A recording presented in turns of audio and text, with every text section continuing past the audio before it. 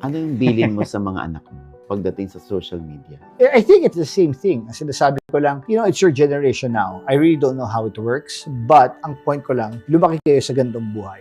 The life that we gave you, that we presented to you. We took care of you, private lives. But in a way, you guys are public, and there's nothing wrong with that. Now, really at some point, you will have to decide on your own. If you want to start your own channel, you want to start your own thing, you want to start your own anything, then do it. It's okay. But at least just know that meron ka pa ring realidad at meron kang trabaho. Yun na naman ang sa akin. Huwag kang mawawala sa realidad mo. Gawin mo lahat ng gagawin mo sa trabaho. If you need to show, you need to act, you need to interview, you need to be interviewed, you need to vlog, you need to show this, do it. But make sure you know that that's work.